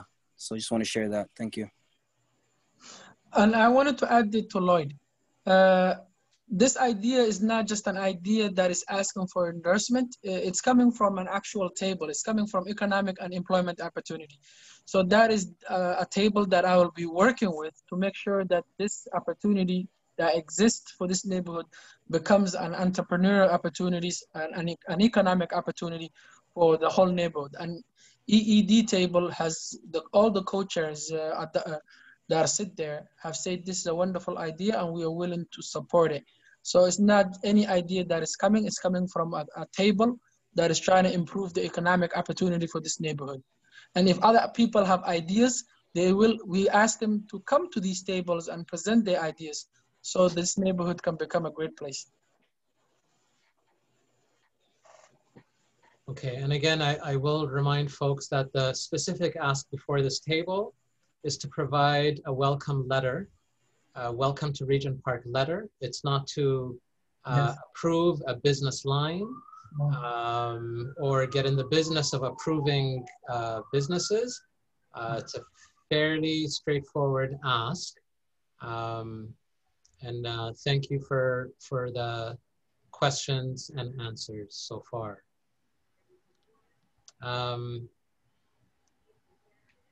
So I believe that we've already tested for consensus. I'm not sure. Lloyd would have to confirm if his objections or concerns are met for it to be a consensus. And if there is no consensus, then we go through the second process, which is the voting process, where the resident majority and then a stakeholder majority. If Lloyd's concern is not met, that's the process. All right, thank you. I think we've all heard that.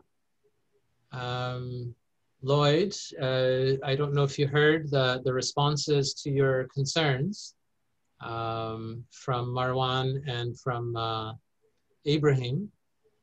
Yeah, I heard. Do your concerns remain for you?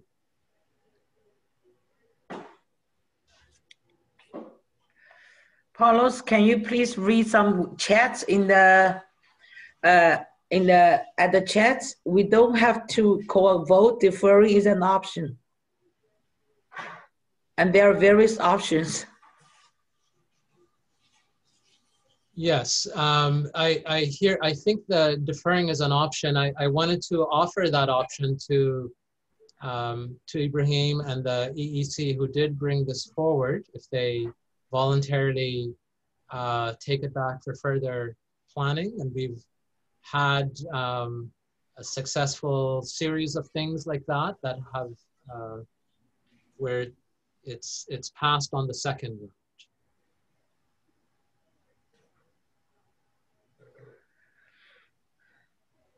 Ibrahim here. I think there is no need to take back. I think everybody has heard what I'm saying or what the idea is, and I would like to move forward if it can. Okay, great. So seeing as we did not achieve consensus, we will now shift over into our voting process. And so the first round of that is to check for support for this motion amongst residents only. So if you're a resident with an R, then you are eligible to indicate your support now.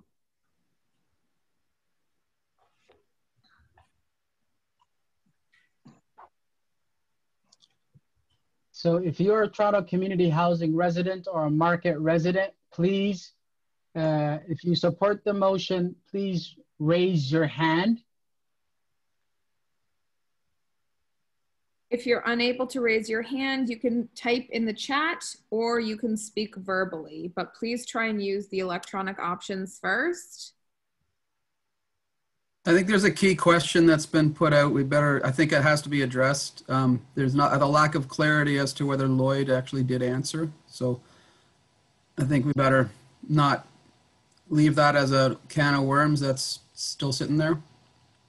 Thank you, Joel. I didn't press that because Lloyd confirmed he heard the responses, and I did not hear anything more from Lloyd, so I take it that he has not changed his position. So I think we should proceed. Yeah. So the residents who are from Toronto Community Housing, if you support the motion, raise your hand. Denise, could you count the votes? Yeah, right now I have 3 plus Nyan who voted yes. Hani says she can't vote. Oh, right, because of yeah, conflict. Yeah. Yeah. Yeah. So I've got 4 resident votes right now, but okay. I have folks who have not voted. Okay. So I think what we need. Is Vivian, is someone's in there who stepped away? Did you guys get that vote? Yeah, Yeah. Nayan, and she's voted yes. So that's 4. But there are quite a few there are quite a few residents who have not voted, and so I don't know if that means that they have not voted or if they are not in support of. So that's the second question we'll ask. We'll say that if you're a resident and you do not support the motion, raise your hand. So the people who have their hand up right now, please lower your hand. And so everyone lower your hand. And then now residents who are against the motion, raise your hand. Sorry, I have a question. Yeah. Yes, So this is for the letter. Yeah. Yes. That's correct. Okay. So residents who are against the motion, raise your hand.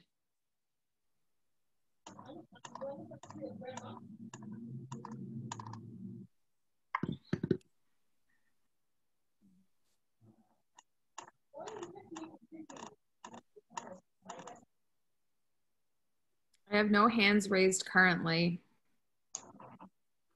Okay, that would mean that it passed through the residents. Now, all the stakeholders would have to vote. And the way I would do it here is in reverse order. If you're against the motion, raise your hand. If you're for it, don't raise your hand. Against, raise your hand.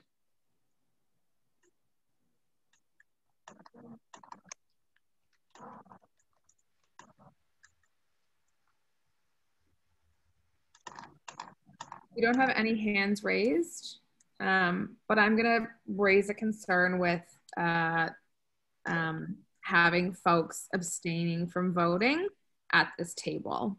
I think that within the terms of reference, you can abstain. All right. That's been settled for us. Okay. So based on the double majority, just leave it right there. I think that everybody should be given the opportunity to speak, and I'd like to hear what Denise has to say. Okay. Thank you.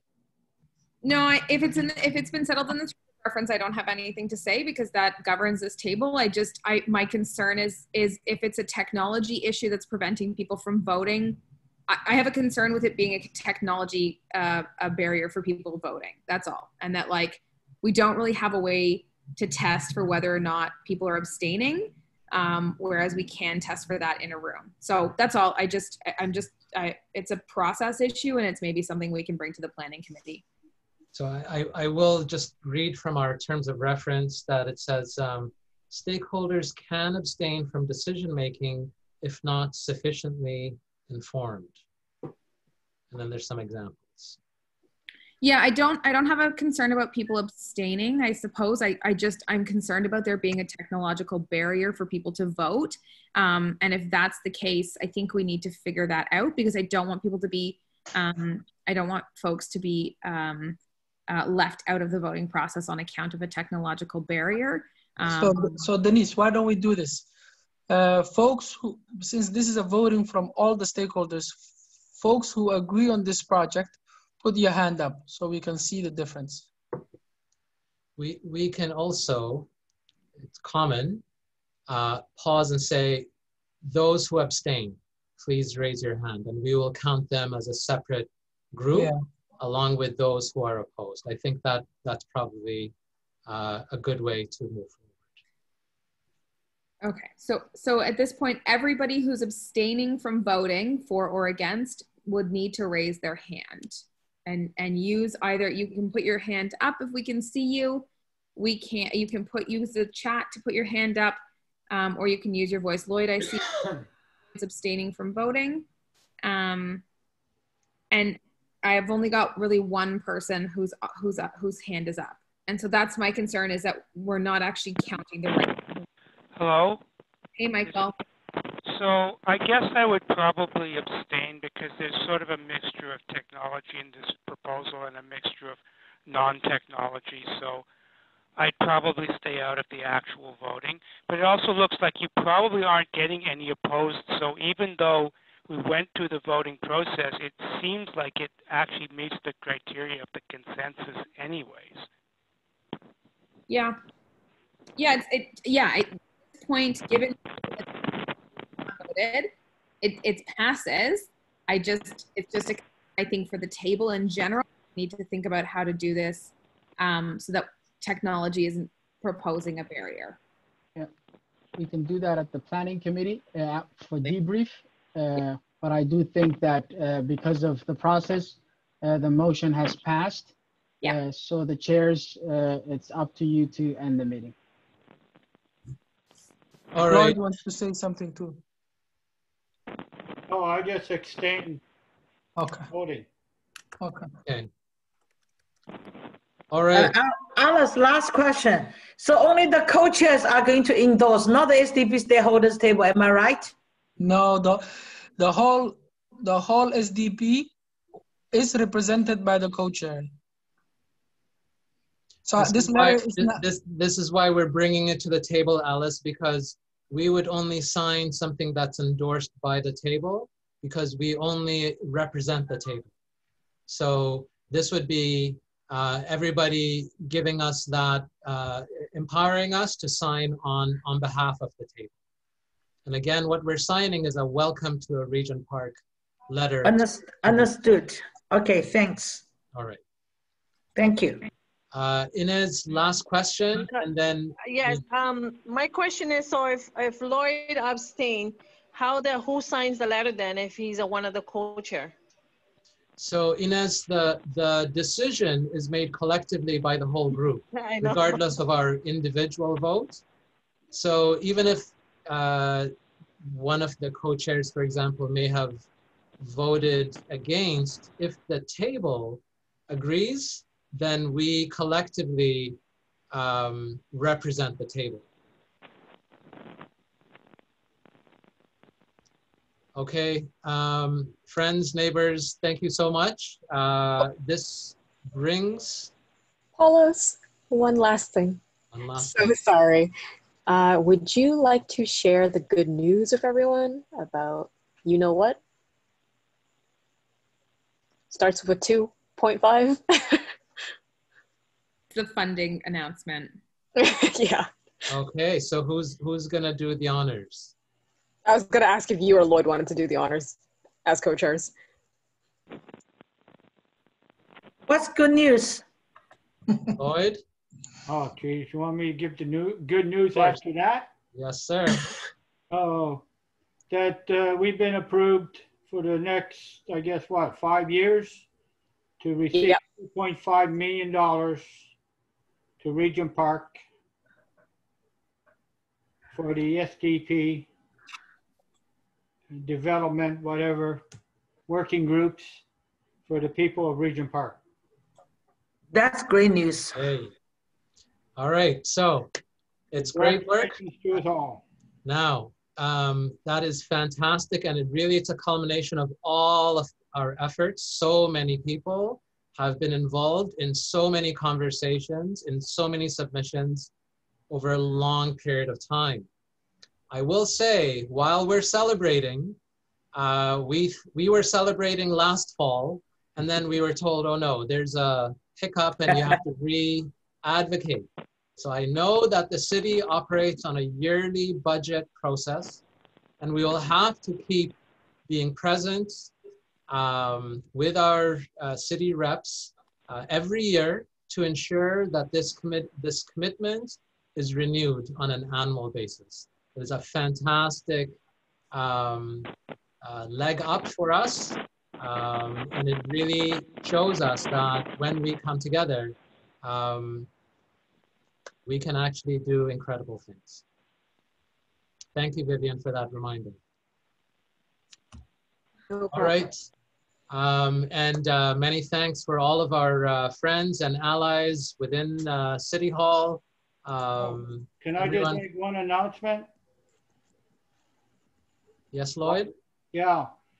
Just to remind people that are in Regent Park or in this area that the by-election And the voting starts on Friday the 16th at Daniel Spectrum.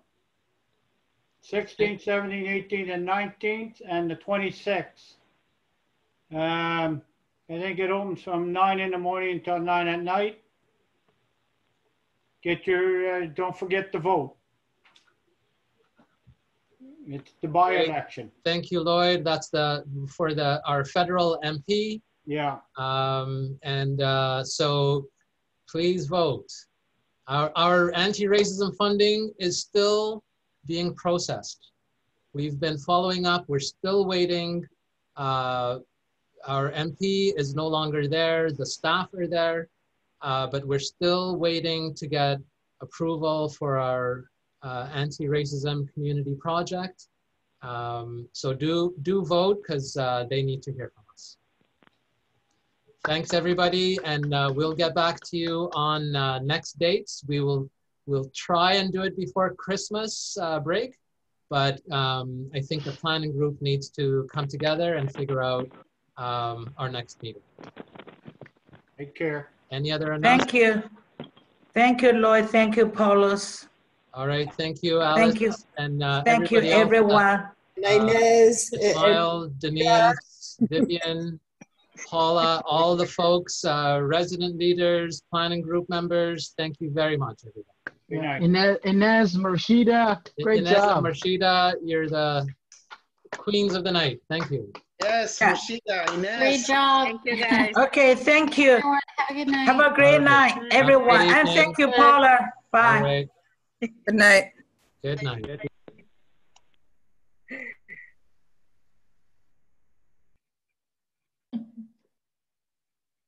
Hi, yes. Good, good.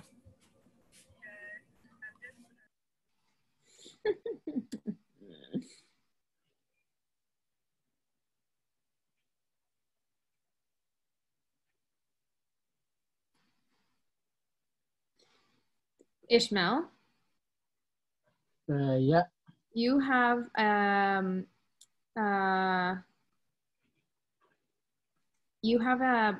$50,000 operating budget meeting tomorrow in the middle of the day. Yep.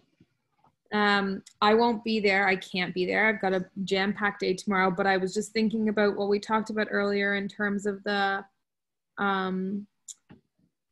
mediator for reconciliation and for resolution in the planning committee that we talked about coming out of the capacity building.